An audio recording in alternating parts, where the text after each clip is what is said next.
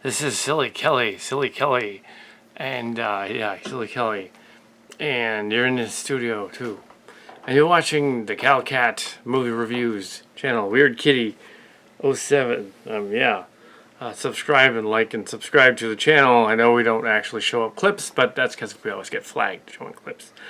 Yeah, so this morning, very early, I went to see the cast. Thor Ragnarok. The latest Marvel movie. 93% of Rotten Tomatoes. It was 99. I can't imagine why it would be 93 now, or 94 now, or whatever.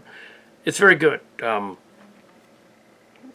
there's some probably people that aren't Marvel fans that don't like it. But yeah, so far this year we have a slew of movies that are either action, adventure, superhero movies that are really good, or lackluster dramas.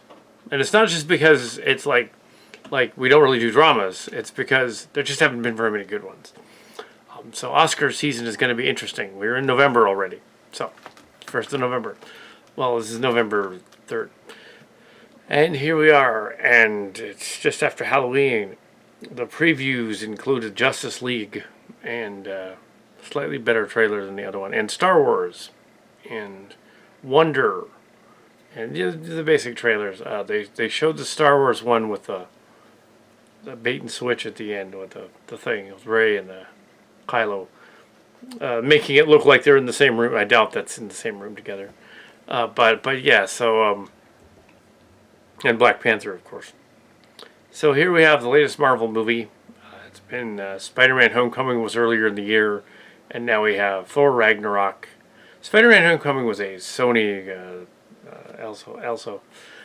This review, in terms of the plot and story, will contain spoilers. So some spoilers. I will tell you when they happen. But first of all, we start off with it's 2 years after Age of Ultron in the story, and Thor. It opens up with him trapped by a demon master guy, sort of a Satan guy, and and he's chained up, and the bad guy is the Thor is he's trapped, but he escapes.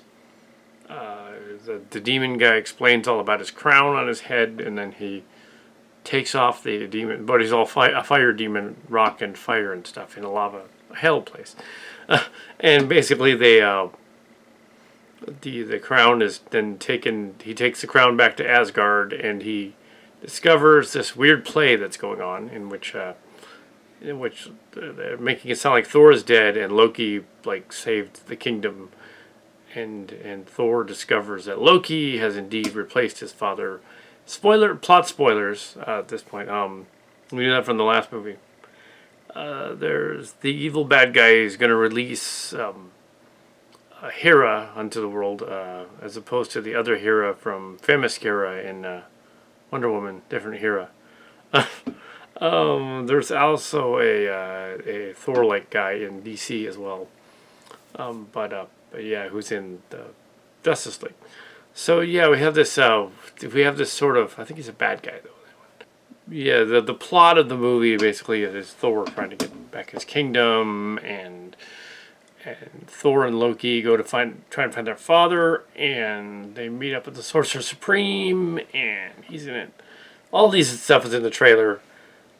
Vicariously, the witch lady is released, and she turns out he is their older sister, and that she is evil. She's the goddess of death. She's going to destroy Asgard, which is in the trailer, so this isn't really a spoiler. They have to go fight her, but Thor and Loki end up trapped on a planet where they spend a good chunk of the movie, maybe 70-80 minutes of it, on a planet led by the Grandmaster, played by Jeff Goldblum, and he's a Marvel character. It's not the Grandmaster from Martin Jung Swan or anything. It's the Grandmaster. Clearly, they're spoofing the Jung Swan character, of course. But yes. Also, Karl Urban looks all buffed and stuff. apparently partly CGI'd it to make him look all as the Executioner, who was another character. There's although, yeah. So I could there's and Idris Elba is back as well, playing the Guardian. There's a bunch of and Stan Lee has a hilarious cameo, and yeah. So there's a bunch of other cameos in it, and at this point, spoiler section. So at this point, don't go. It's the spoiler section.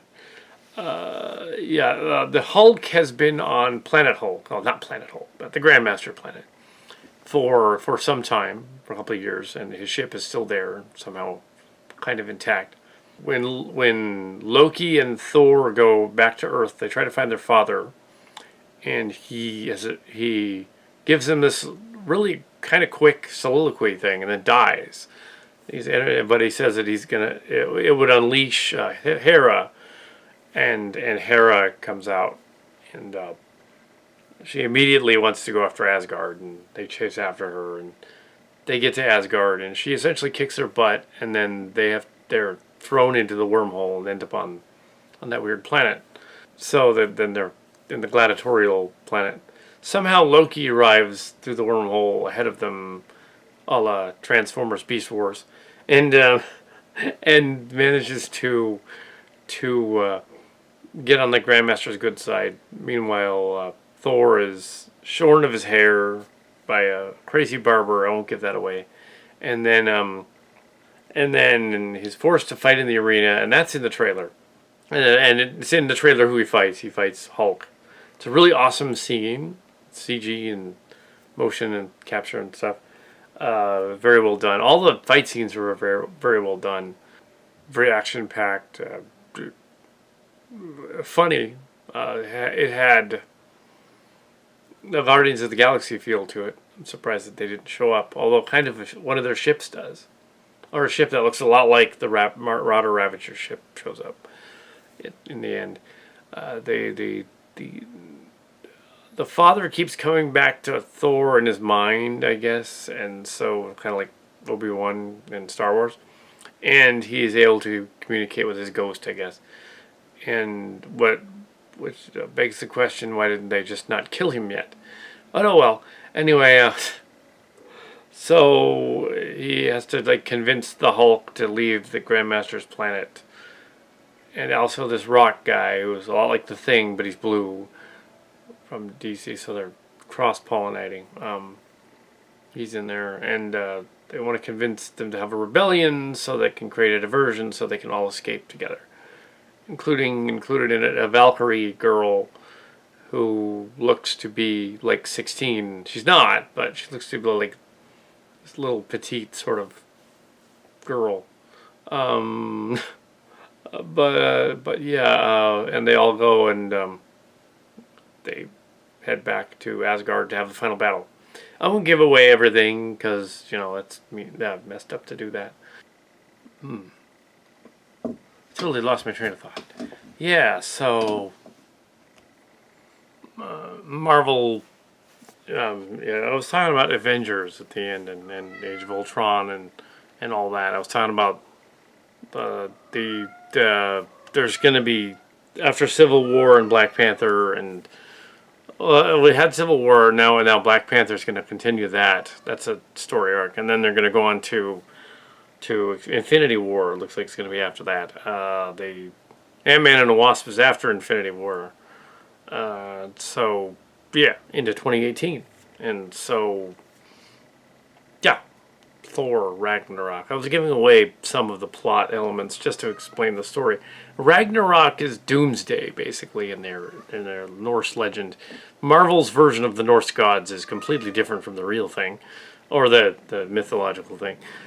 Not too keen on a lot of that stuff and how that works, but in the Marvel universe, apparently it's sort of like a fantasy realm thing that's going on.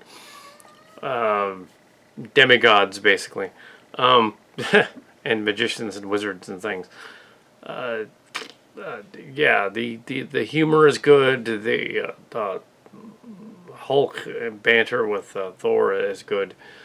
The excellent. I think Jim Chacon will like this movie. Mark Cars will also like this movie. Timonus would like this movie. Oh yeah, so everyone will like it. But I think more so than Guardians 2. Actually, it was a little better than Guardians 2. We did have that this year. What else? Yeah, in terms of just regular movies, there hasn't. This year has kind of sucked for movies that aren't superhero movies. There was like 3 of them last year, and the year before there was 3 Pixar movies. But yeah, it's just yeah. There's was Wonder Woman earlier in the year, but yeah, the yeah. Yeah, even the reviews channel hasn't been fully updated. I mean, I've done little snippets, but the live stuff is more so. Doing more Thor stuff. Let's see. Trying to keep the topic Thor movie and not some other tangent. Yeah, it was really good. It was good. I should see it again. But I said that about Guardians 2. I didn't see it again. And yeah, so I don't want to give away too much, even in the spoilers, because then, Kate Blanchett did a good job as the bad guy. A better witch than the White Witch from the other one. Which other stuff? Thor Ragnarok. Yeah, go see it. It's in theaters. I only gave away plot elements, really. I don't want to give away too much, even though there's some spoilers turning to the plot. It's kind of all out there, and I mean, there's basically your 3-act play, and your heroes are, it's the same kind of story over and over again, but at least the villains in this one were a little more dynamic and interesting. Goldblum's Grandmaster character is clearly supposed to be kind of a goofball villain. He's not really, serious. and Kate Blanchett's this evil, and it'd be funny to take her footage and craft it with Lord of the Rings when she played in that, and make her sound like she'd turned to the dark side. But they won't do that. Yeah. And it was great to see the Loki character again that everyone seems to like, the trickster Loki.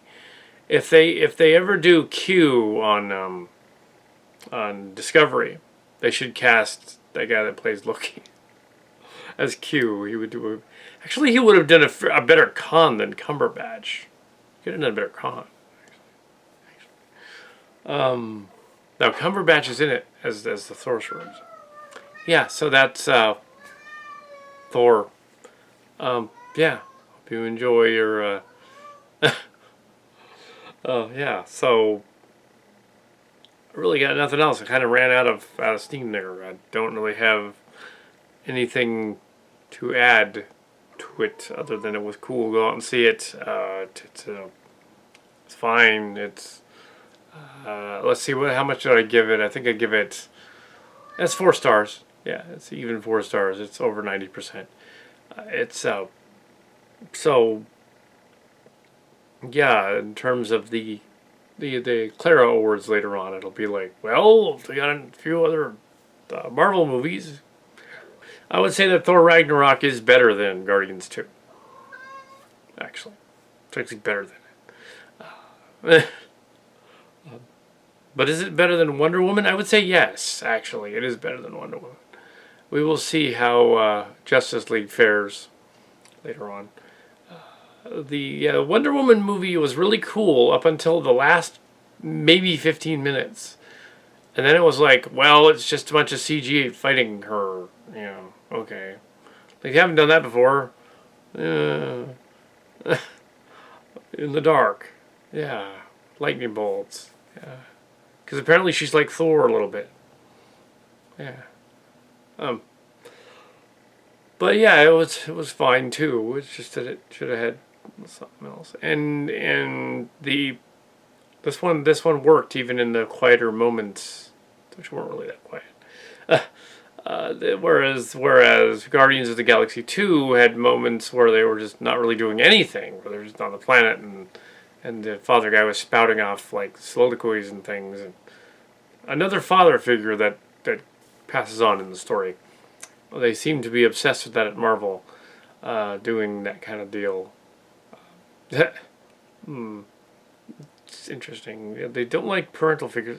That goes back to the classic Disney movies. You notice that most of the classic Disney movies, the hero's journey of the princess or prince, almost inadvertently every Disney movie, Cinderella and Snow White and all that, Sleeping Beauty and all that, The Little Mermaid, Tangled, Frozen, the parents either disappear or aren't there, or one parent is gone. Every Disney movie, and that is because then the hero can go on a journey without that attachment. It's just kind of messed up, but that's what they do. Usually it's the mother that's gone in the stories. Sometimes it's the father. It was odd that in Thor 2, the mother shows up, but then is immediately like cacked or something. It's like, why have her in there? But yeah, but it's Disney. That's what they do. It's kind of messed up. And then, ironically, when you go to the park, they're supposed to be like families together and stuff. And a tentative rumor is that we will return for the 10th anniversary of Disneyland, the Cal-Cat show version. 2009, we went to Disneyland, and 2015 went to Disneyland. We'll be going again in 2019 or late 2018, probably 19. And so that'll be later. Also, Starship Chimera should be coming out. We don't want to rush that first act, even though it's totally ready to be assembled. The first act of the movie. No, we can't do it yet. But yeah, Thor Ragnarok. So